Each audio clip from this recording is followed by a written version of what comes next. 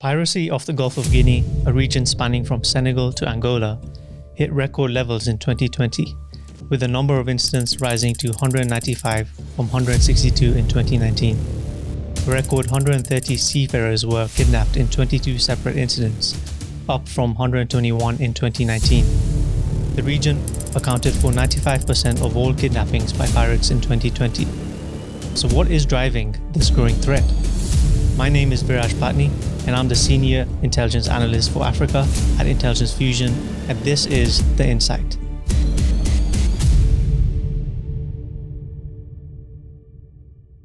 In this episode, I will briefly look at the factors or enabling conditions that are driving or have contributed to piracy around the African continent, more specifically off the coast of Western Africa in the Gulf of Guinea, and the factors that drove piracy off the coast of Somalia, where there hasn't been a piracy incident since 2018.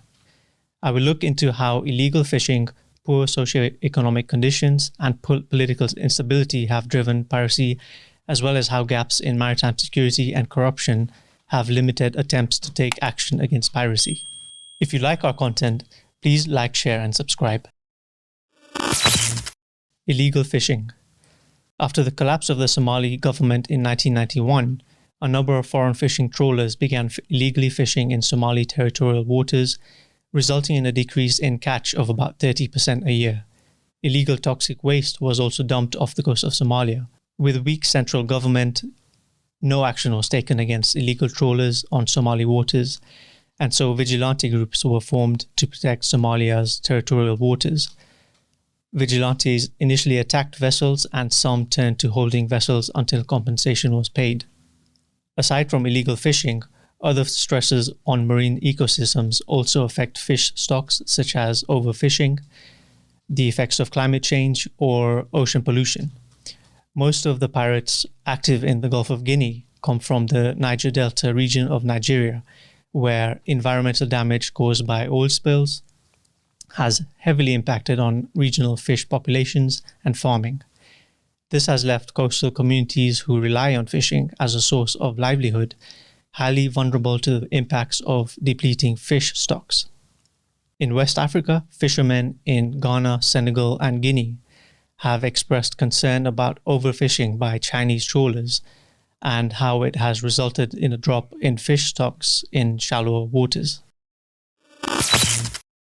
Economic.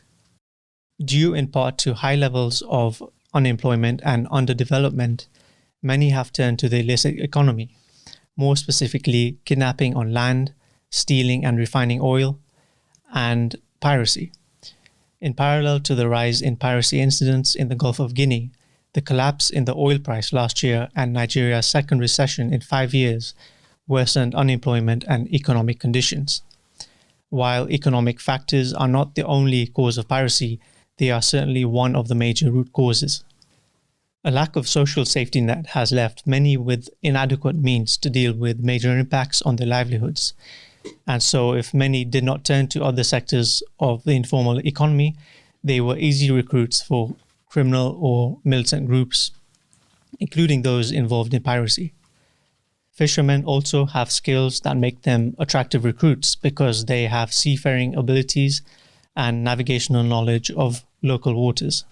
Aside from political instability, economic hardship, together with a reduction in pastoralist and maritime resources due to drought, also contributed to the spread of maritime piracy in the Horn of Africa.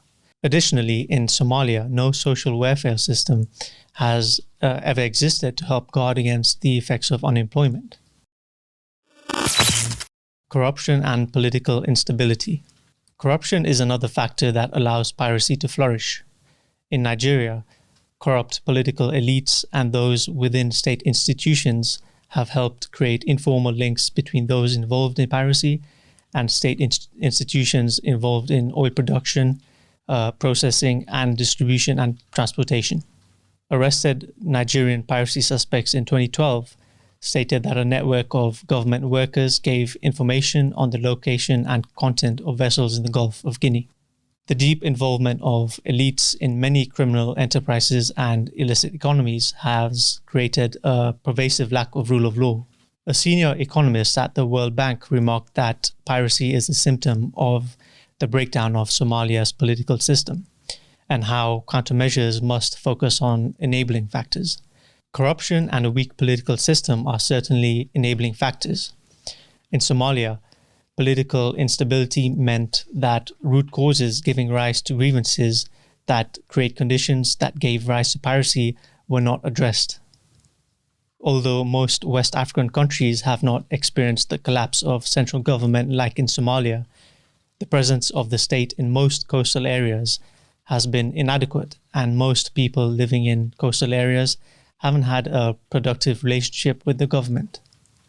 If corrupt political elites see their participation in government as a profit-making venture, then this has a diminishing effect on the role of government in facilitating development, service delivery, and this gives rise to the numerous grievances that drive piracy. In the Niger Delta region of Nigeria, as with piracy, anger with environmental pollution, underdevelopment, poverty, and marginalization are among the factors that gave rise to militant groups such as Movement for the Emancipation of Niger Delta, also known as MEND. In the case of MEND, although much of their activity was politically motivated, they did engage in kidnap for ransom and stealing of oil off the coast of Nigeria, and many of the criminal gangs involved in piracy now are comprised of ex-rebels who joined these groups after an amnesty was declared by the government. Maritime law. International maritime agreements and laws limit how much they can do to deter pirate attacks. Although laws vary from state to state, civilian vessels generally cannot carry firearms, so they are left vulnerable to attacks by pirates who are well armed, depending on their objective. This adds to the legal complexities related to the use of private armed guards. In international waters, flag state jurisdiction applies, so the state under whose flag the attacked ship sails under could prosecute pirates if they are captured. This means that each country has to develop legislation that criminalizes piracy. In Nigeria, an anti-piracy law came into place in 2019, and a court charged 3 men in 2020 for piracy offences. Maritime security and infrastructure. In Somalia, after the federal transitional government was established in 2004, piracy continued to grow. Somalia's coastal waters were also poorly governed under the Siad Barre regime prior to the civil war in the 90s. In West Africa, countries do not have the capacity to enforce regulations and patrol waters of the Gulf of Guinea. Also, security measures along with softer approaches have until now not proven to be effective in combating criminal groups operating in the Niger Delta region. And so groups involved in piracy attacks continue to operate out of Nigeria. The rise in piracy in the Gulf of Guinea to record levels in 2020 raises questions over enforcement capability and the lack of regional maritime security more generally. Countries that attended maritime training in the Gulf of Guinea in 2019 noted the need for better infrastructure, funding, and coordination in the region. Another factor that has added to the likelihood of ships being attacked is congestion at the Lagos port, one of the largest in West Africa, due to a backlog of imports which has worsened due to COVID-19 related measures and protests in Lagos at the tail end of 2020. Congestion at the port caused congestion in all ports of West Africa. While port congestion does not directly cause piracy, it does leave ships exposed to robberies as they have to wait at ports for days or weeks. Summary. So off the coast of Somalia and in the Gulf of Guinea, factors that are attributed to piracy include illegal fishing, a weak central government, and poor socio-economic conditions. Corruption and poor maritime security, governance, and law enforcement, though not necessarily causal factors, enable piracy to flourish because it contributes to a lack of or limitation in the rule of law. The insights. So what are the insights? The threat of piracy off the coast of Somalia remains. Illegal fishing continues off the coast of Somalia, and recent political instability could also wipe away gains made to strengthen maritime security and the Somali fishing industry.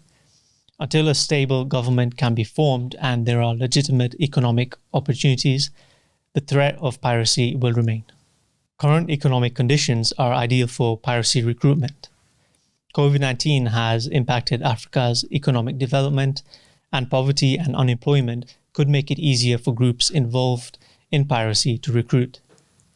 Fishermen have seafaring capabilities and good knowledge of the local area, so this makes them attractive recruits. Economic collapse, political instability, and increased competition with the commercial fishing industry could also force fishermen to turn to piracy. Kidnapping rates are known to increase during economic downturns. Weak governance makes piracy an easy option. Leaving aside economic and political stability, weak territorial, coastal, and maritime law enforcement and corruption will contribute to weak maritime security governance and enable piracy to flourish.